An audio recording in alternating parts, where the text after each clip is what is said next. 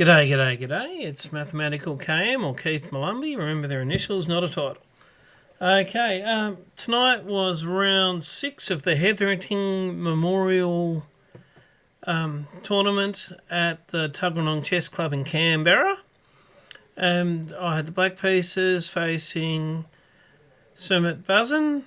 He's 1442 to my 1464. So expect a tussle, a bit of an arm wrestle. And a sharp back and forth game where both players had chances. Let's have a look. And away we go. Can let the best choices be there. Okay, so far so normal. And bang! A little bit out of... not even sure. Apologies to Solomon Riddell if this is in his course. And indeed Simon Williams, Ginger GM. But I'm not sure that either of those gents covered what to do with a... It's been given a question mark, but it doesn't mean it's bad if your opponent doesn't know what to do with it. What to do with it? White's really grabbing that space in the middle. And I believe it looks like D6 was best. It's a third to black.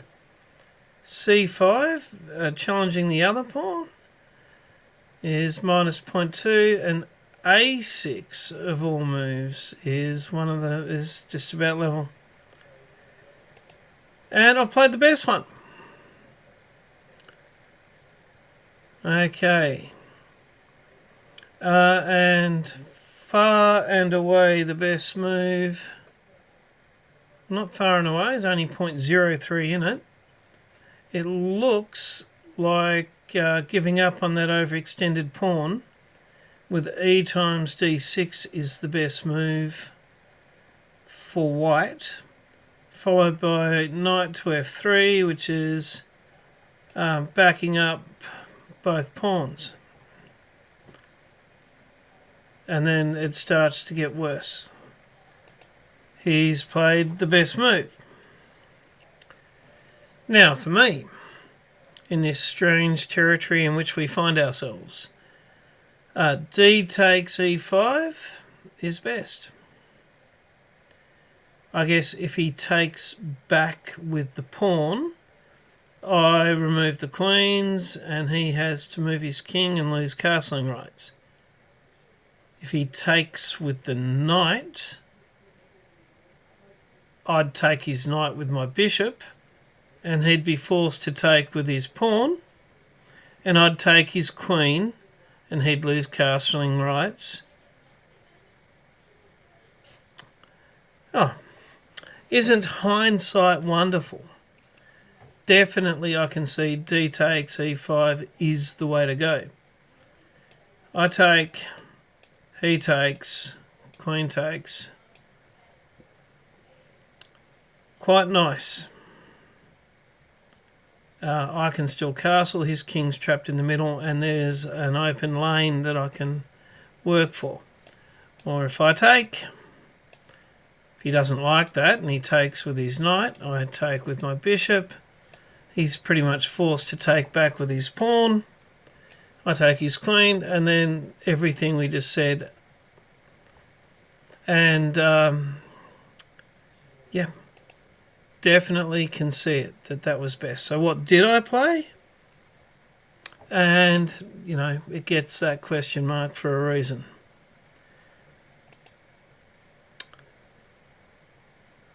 He's brought... What should he have done? I've done the wrong thing, and he should have challenged it with a pawn with C4 or madly develop more. What did he play? Threatening my pawn with a knight. It's a normal looking move, and it gets given a cross. And it brings it back to still plus 0.5 to white.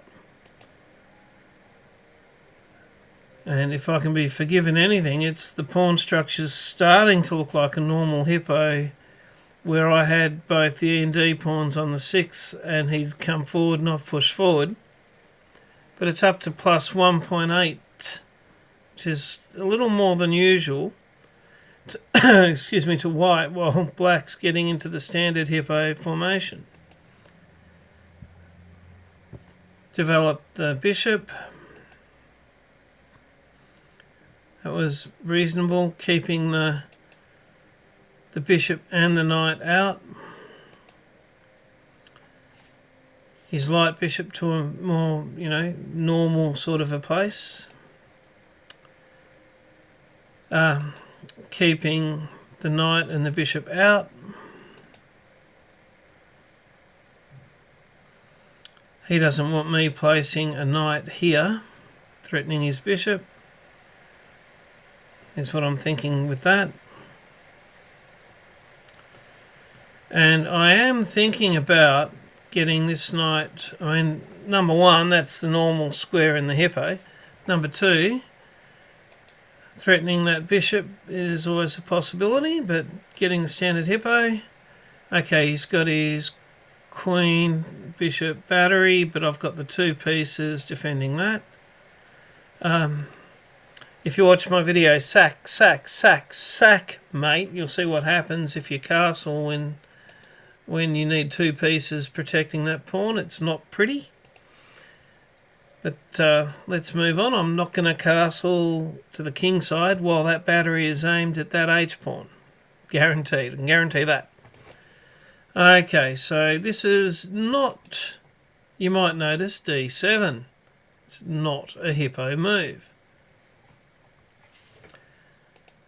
Given that I'm kind of thinking about I'd like that knight to get there to do stuff, especially as the other thing about that bishop is I've got dreams of trapping it at the moment. If this pawn can come forward and I get this knight here, then it might not be totally trapped, but I can certainly swap the knight for the bishop. Nowhere to go. And who knows, maybe it's got three directions it can't move. But in terms of the knight coming here, I'd like to get the dark bishop, not the light bishop, which he possibly would take. So I'm thinking about knight to b4 is what I was thinking. He must have been reading my mind, because the computer didn't like it too much, but it certainly keeps me out of b4.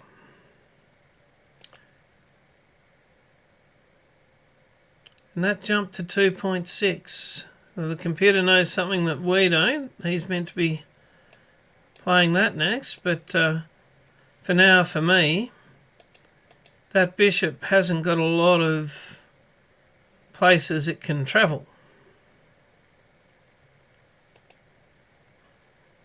And let's go back.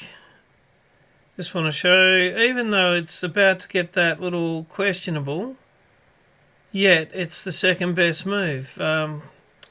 Queenside long castle. He's played it. And it gets the questionable, but it was the second best move. Anyway, let's keep it going. So I finally played the move I've been thinking about for some time, but I never managed to get rid of the light bishop. So is he going to let me grab that one? Or no? No, he doesn't. And this does double my pawns. It's a good reason as any to go that way. And that will come into play soon enough. But he does definitely need to either give his bishop somewhere to move or protect the square. He's a good enough player. He's done that. Protected the square. So that is no good. Yet. Or, it's... So I've brought the knight out here, thinking about I wouldn't get the queen, but fork that it is, I'd be able to grab that bishop that I've been gunning for. Unless he reacts to my knight to a5. Which he does. He is moving kings in front of his pawn. Sorry, pawns in front of his king. Which, you know, should be a good thing. And that was kind of a momentary lapse of reason. I mean, I don't think either of us fully thought it through. Because if he takes the pawn, queen gets a bit of a good check, but there isn't really much follow-up. I guess I could sack a knight, but even that doesn't come with check because his king would be here. He'd take, I'd take, he'd get to bring his queen. It really doesn't work. Hence, that was a mistake. Probably should have done something like that first. Anyway, got away with it. He didn't like the look of the queen getting in, even if it didn't work in the end. And that would allow the queen in and kind of bringing another attacking piece, the bishop, so it's not quite as bad, but it's still +3 to white at the moment. And the thing is he going to deal with what I'm threatening here, even if it doesn't quite work? Or is he going to take the on-pre pawn, which threatens the queen while it's about it? He protects the pawn with a rook. So now there's no question of the queen taking it. Great move. Protect all the pawns with the bishop. Yay. Including this one. We're about to see a momentary lapse that I get away with. Oh, we're not seeing the... Well, we can see the eval there. Long castle would be another way of arranging protection. That I can see that making sense. Queen d7 arranges protection. And long castle. Castle. Build that castle. And that was very silly. I was thinking, and there was the rush of blood that's gone to my head to make me make that move, and we'll see how much I get away with it or not, is I would very much like to place my knight here, forking the royal couple, the king and the queen, and the bishop. But that would win me a queen. And I would need to get rid of that pawn so that I could play that move. And I was thinking about, oh, it's a free bishop. Whether my opponent would look deeper, he probably would. But, so that was the second blunder. He's looking at what I'm doing and what he's doing and hasn't grabbed it. It's his last chance to grab it, or that bishop is going to come in and protect it from the other side. Threatening my bishop, which should go back, but the second best is c4, which is kind of...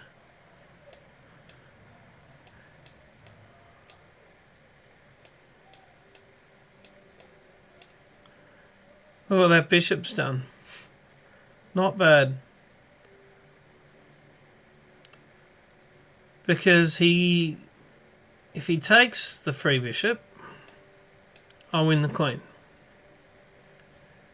Shouldn't have even got this close to making this trick work.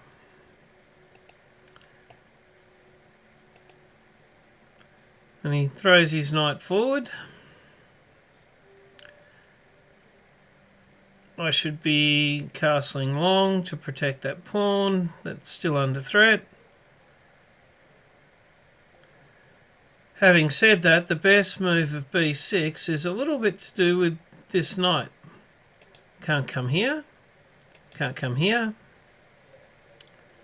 Can't come here. The knight covers it. Can't take that one. The rook covers it.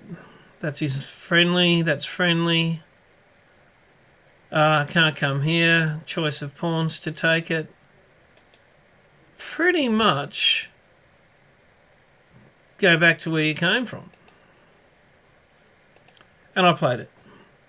And the best move is going back to where he came from. And the eval just jumped back the other way, 3.4. He is going to get some reward for lining his queen up with my queen and king with those pawns. He's got half of a little plan of his own going. There's a couple of devious people trying to do devious things to each other without being as perhaps thorough as they should be in their evaluating the position.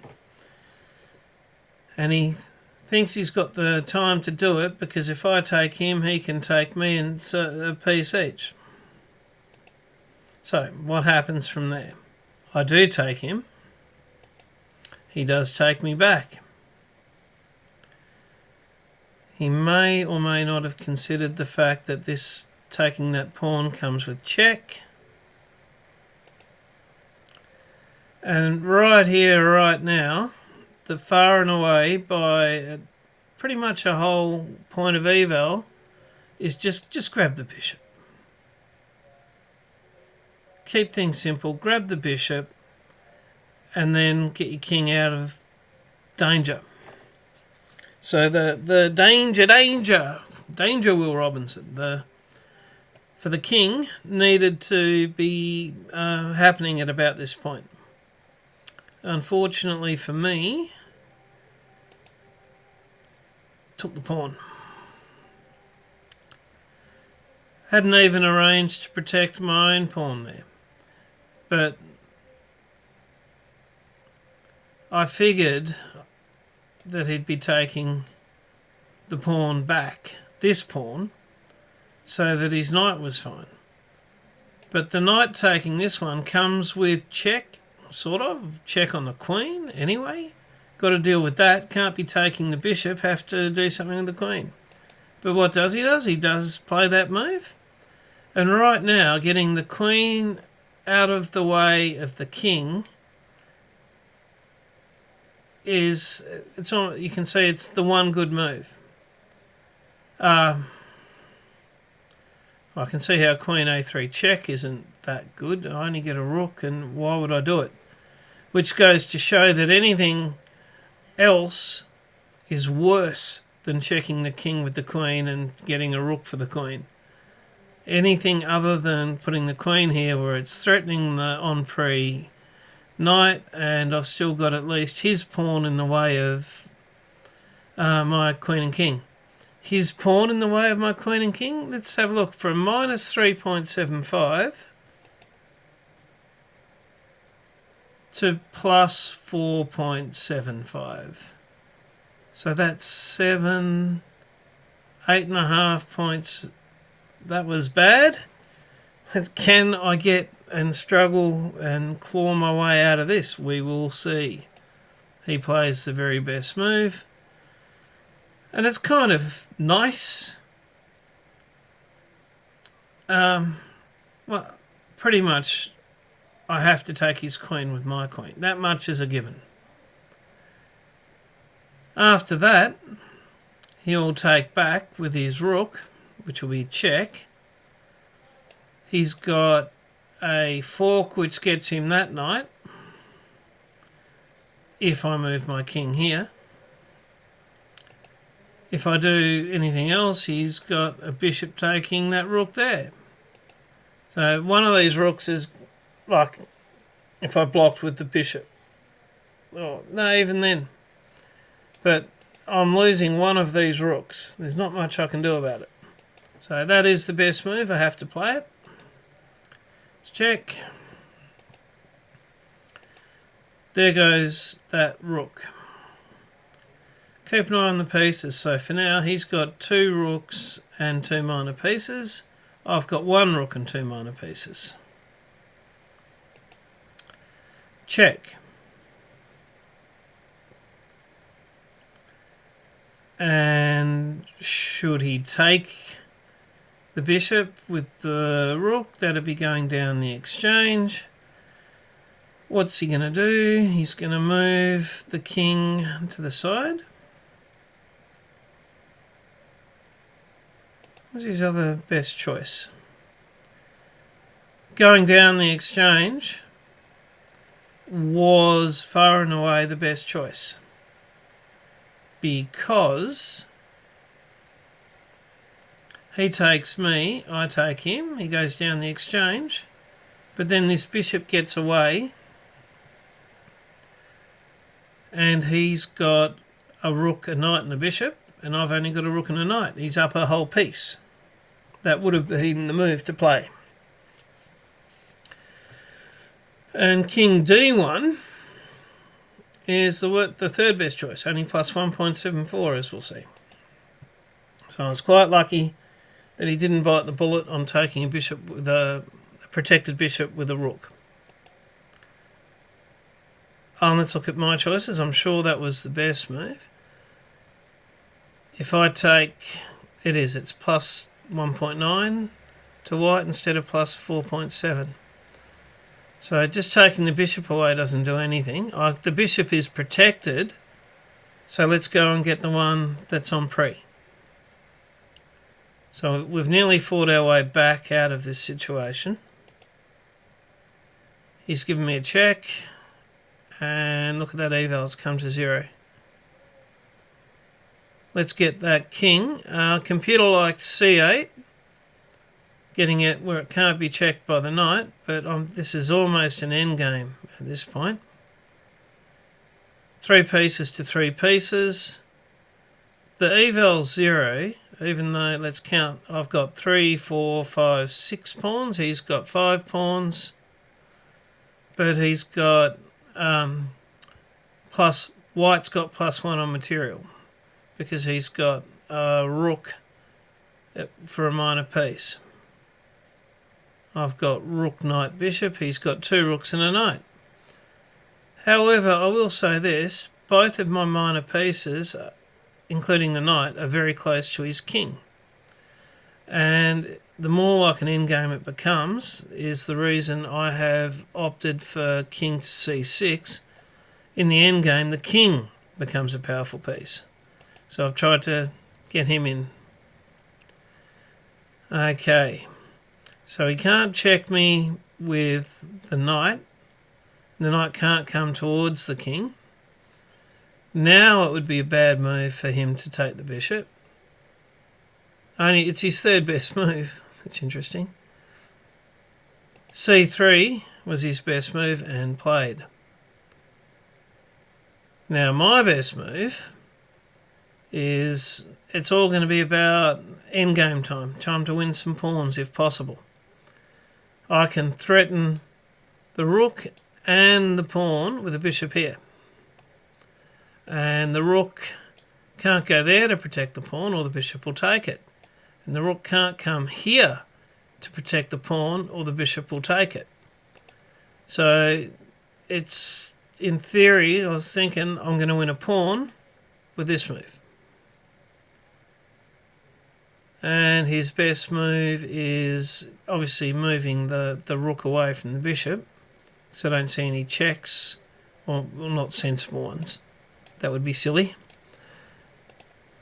So rook b1 is best, rook a2 is second best, and king e2 is just arranging for swapping a bishop for a rook is far and away the worst.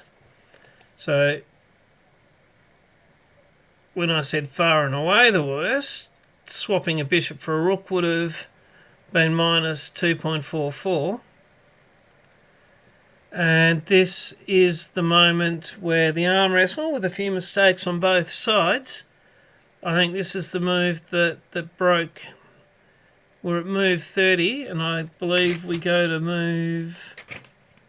Let's see, there's 60... We go to move 63, and this is move 32, but I think this is the move that broke my opponent. You can see how he's thinking about... Yes, his rook is protected by his knight, but he has got two pieces that are under threat at the moment. So if I take the rook, he's got to spend the tempo taking it back, and that lets me get the other rook. And from there, no major pieces, and gee, it's painful to do anything with a bishop and a knight, but let's watch. So I've played the right move, and he's pretty much forced to take it back, and then he loses. And now it's two minor pieces versus one minor piece. And knights are tricky, and a knight versus a knight plus a lot of pawns. Obviously, my opponent played on with heaps of reason.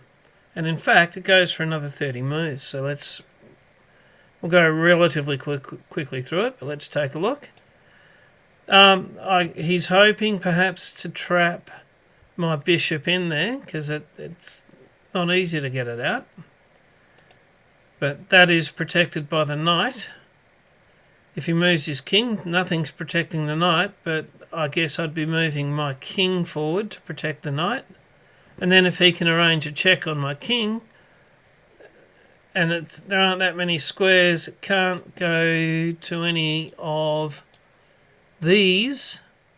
There's only the two squares for it to be protecting the knight. Who knows? But anyway, he's actually headed off for a pawn. I've moved the pawn. He takes, I take.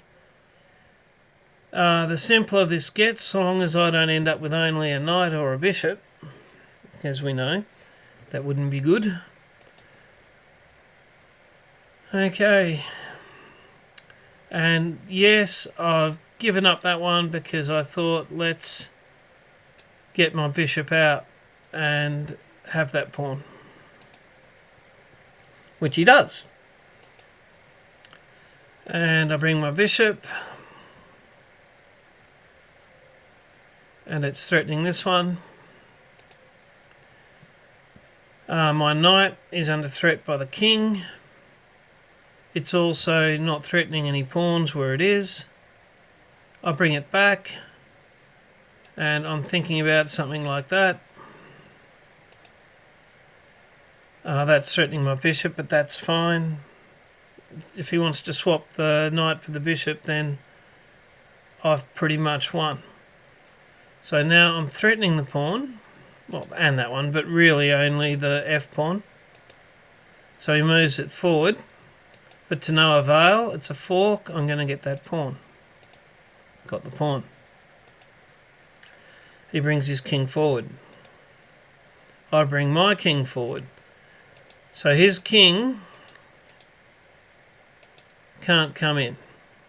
You can not knock him, but you can't come in. He has got a check. Computer likes it, but it is -6.5. Not sure that was the wisest, because he's put his pawn onto the same colour as my bishop. And I've moved my bishop where he can't sack the knight for it, but more importantly, it's that's controlling that knight as best as possible with the bishop. He gives me a check. My king comes forward, and between the bishop and the king, there's, I think, coming into the A4 would be risky, and he's really got to go, and he can't go there either. His king hasn't really got an easy pathway anywhere. So he's moved his knight back. And I've brought my pawn forward, so the pawns keep there's no pathway for his king through there now, which frees up all of my pieces to go hunting. He starts to move his king around, lining up this one, and he can't move his knight over his own piece, so I've got that one. Grabbed, got to move my knight, move it back where the king can protect it.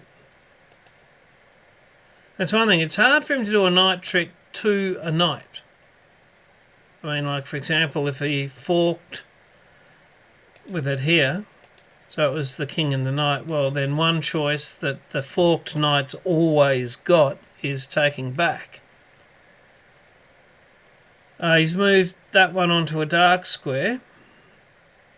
I know I could take this one now, but I think it was wise to fix it on a dark square. He's bringing his knight round. Let's go get it. Got it. And maybe that was smart, maybe it was dumb. I do know that it's, and you can see it's -8 now.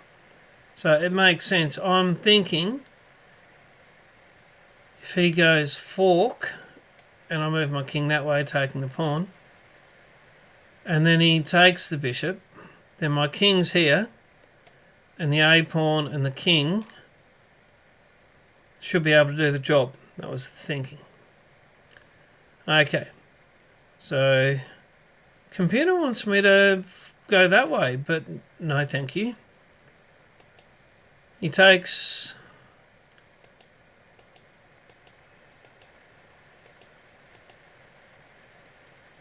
Okay.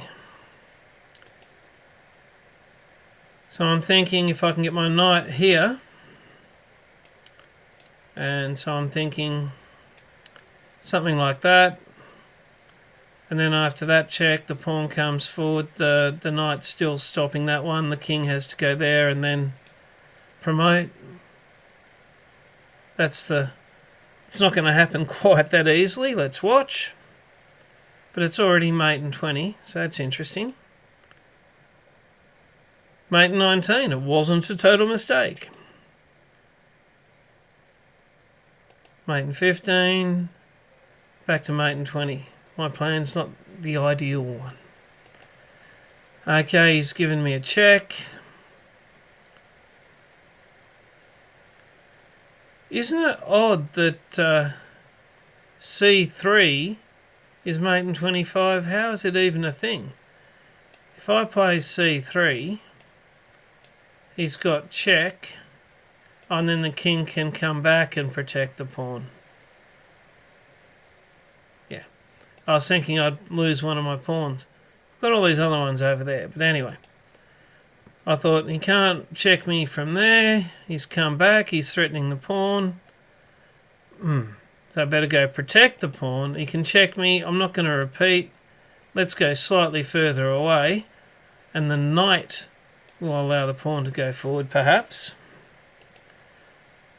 But that was definitely a little bit of a mistake, and also an opportunity for, let's start moving Harry.